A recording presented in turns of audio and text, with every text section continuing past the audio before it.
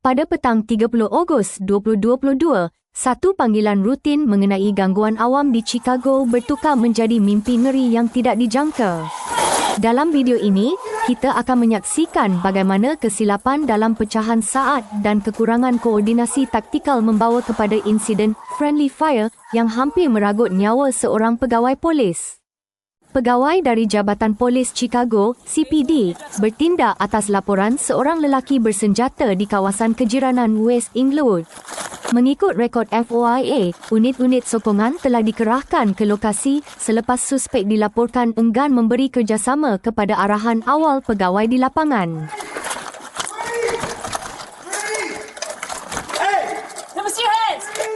Konteks undang-undang di sini adalah kritikal. Pegawai mempunyai sebab munasabah untuk melakukan pemeriksaan berdasarkan laporan senjata api. Perhatikan bagaimana pegawai mendekati suspek dengan tahap kesiapsiagaan yang tinggi, satu prosedur standard dalam menangani suspek yang berpotensi memiliki senjata berbahaya. Apabila pegawai cuba melakukan pemeriksaan fizikal, suspek mula menunjukkan tanda-tanda penentangan aktif. Dalam analisis tingkah laku, ini adalah fasa pre-attack indicators di mana bahasa badan suspek menjadi kaku dan dia cuba menjauhkan diri daripada kawalan pegawai polis. Situasi mula meruncing. Pegawai memberikan command voice yang tegas mengarahkan suspek untuk tidak bergerak. Namun, suspek terus bergelut, memaksa pegawai untuk menggunakan kekuatan fizikal bagi mengawal keadaan. Di sini, use of force continuum telah meningkat daripada kawalan lisan kepada kawalan fizikal tahap rendah. Perhatikan kedudukan kedua-dua pegawai. Mereka berada dalam jarak yang sangat dekat dengan suspek, mewujudkan situasi yang sangat dinamik dan huru-hara. Dalam keadaan ini, kesedaran ruang atau situational awareness menjadi sangat sukar untuk dikekalkan. Satu das tembakan dilepaskan. Dalam kekeliruan pergelutan, rakan setugas suspek telah melepaskan senjata apinya, namun peluru tersebut mengenai pegawai rakannya sendiri dan bukannya suspek.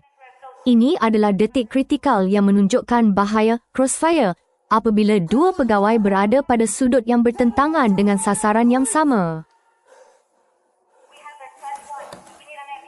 Ambulance now! I can't get my partner!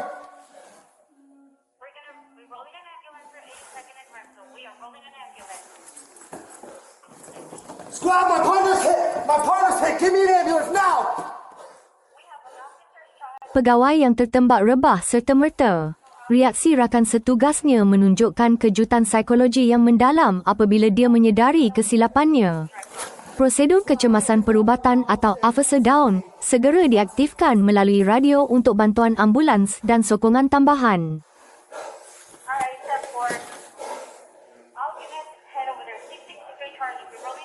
Hey, call the police!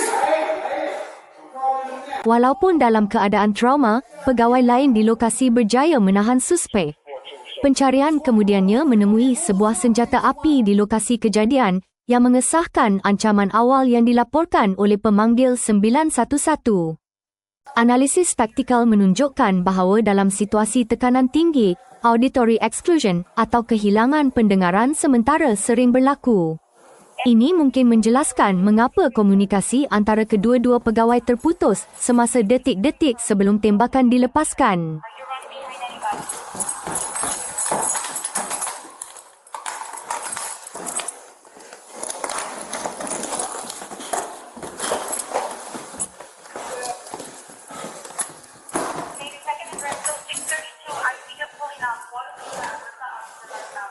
Well, we're on the second floor. Hurry up. Come on, Chris. Hear me. Stay with me. All right. What's the new location? I heard second floor. What's the new location for the second floor?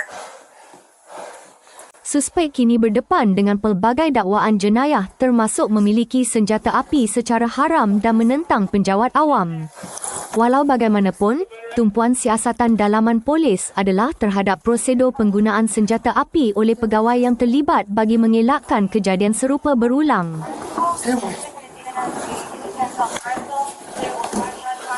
Stay with me. Kes ini menjadi peringatan tentang risiko luar biasa yang dihadapi oleh pegawai polis setiap hari. Walaupun dengan latihan yang rapi, dinamik pertempuran jarak dekat boleh menghasilkan keputusan yang tragis dalam sekelip mata. Squad, full squad now. Pegawai yang tercedera dilaporkan terselamat namun mengalami kecederaan yang mengubah hidupnya. Apakah pendapat anda tentang taktik yang digunakan dalam video ini? Adakah terdapat cara untuk mengelakkan friendly fire dalam situasi sebegini? Tinggalkan komen anda dan jangan lupa untuk subscribe untuk lebih banyak analisis kes polis dunia.